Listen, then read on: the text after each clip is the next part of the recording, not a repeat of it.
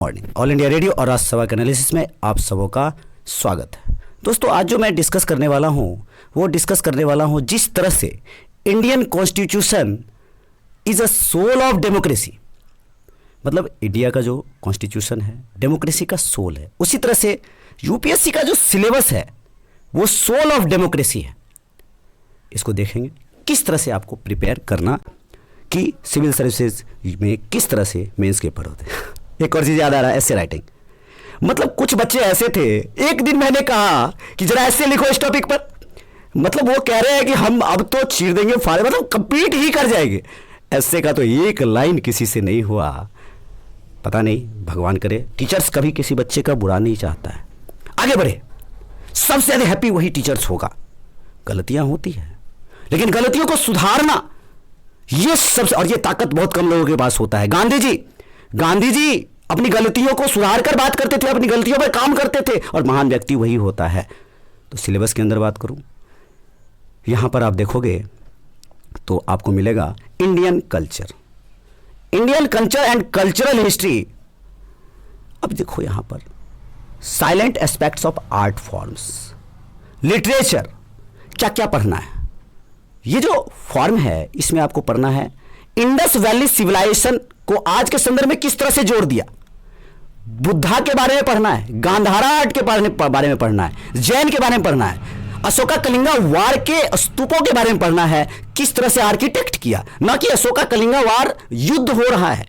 इस वाले एस्पेक्ट को समझने की कोशिश करो। आर्किटेक्ट के बारे में पूछ रहा है, भक्ति आंदोलन के बारे में पूछ रहा है, सूफी आंदोलन के बारे में कह रहा है। आप पढ़िए, समझिए। रॉक कट एग्जाम्पल किस तरह से होता है, किस तरह से रॉक कट बना, किसके समय काल में बना, विजयनगर अंपायर में क्या क्या हुआ, इस तरह की बातें। और दक्षिण भारत पर भी ज्यादा फोकस किया जाता है। सिलेबस को पढ़िए, समझिए। बहुत सारे ऐसे बच्चे हैं जो सिलेबस भी नहीं समझ पाते हैं ठीक से, और अब अभी तो इस बीच में ऐसा हुआ है, मास्टरवा ने ये नहीं बताया और इस तरह से बताया। अरे मास्टरवा इस तरह से बताया तो बोलते क्यों नहीं। देखो, बच्चे अगर इस तरह से डिस्कस करने लग जाए किसी के कुछ सिखाने के बाद, इसका मतलब teacher is doing good, you just talk. अब बात कीजिए, बताइए यहां गलती है, तो पहले तो आपको पढ़ना होगा, तब जाकर आप उसको एनालिसिस, विश्लेषण कर पाएंगे। और ये यूपीएससी विश्लेषण की ही चीज है।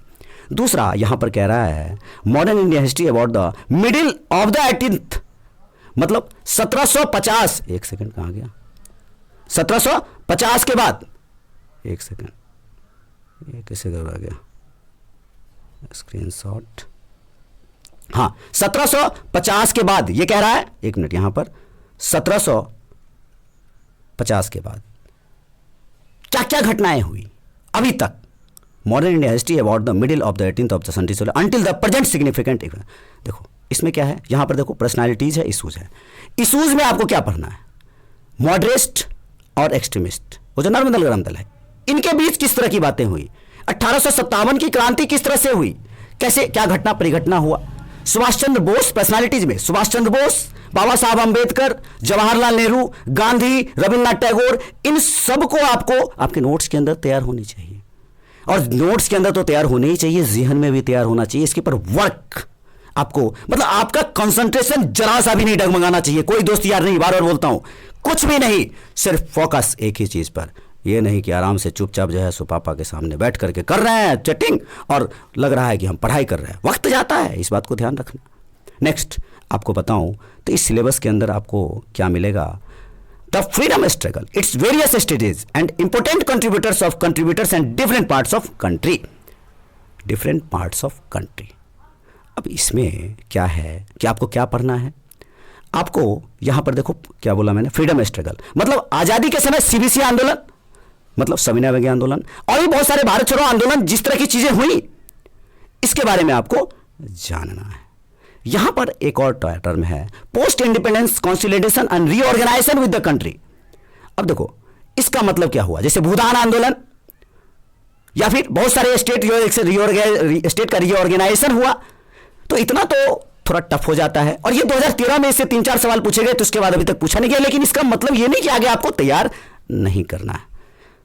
चलिए, यहां पर history of the world will include events 18th century and industrial revolution, तो औद्योगिक क्रांति, world wars and redressal national boundaries. कुल मिलाकर के यहां पर पूछ रहा है आपसे कि French revolution, American revolution, labour को लेकर रिवॉल्यूशन, जर्मनी का बारे में कुछ बातें, एक बार तो मलय पेनिनसुला के बारे में भी यूपीएससी ने पूछ लिया। तो इस तरह से चीजों को आपको देखना होगा। यहां पर एक और बात देखो, ये जो silent features of Indian society and diversity, silent features Indian civil society बहुत सारे हैं। और एक और टर्म होगा यहां पर, कैपिटलिस्ट और सोशलिज्म। ये कैपिटलिस्ट और सोशलिज्म में एक बार डिफरेंसेस पूछ लिया था, क्या भारत को कैपिटलिस्ट होना चाहिए या सोशलिज्म नीति अपनानी चाहिए। आपको इस पर ध्यान देना होगा, इस पर वर्क करना होगा। हालांकि इस तरह के क्वेश्चन थोड़ा सा टफ हो जाते हैं, तो कुछ चीजें छोड़नी है और किसको पकड़नी है। अगर इस पर आप काम करोगे तो पीटी पर भी अच्छा पकड़ बनेगा, मेंस पर भी, और इंटरव्यू तो क्या पूछेगा कोई भरोसा नहीं है।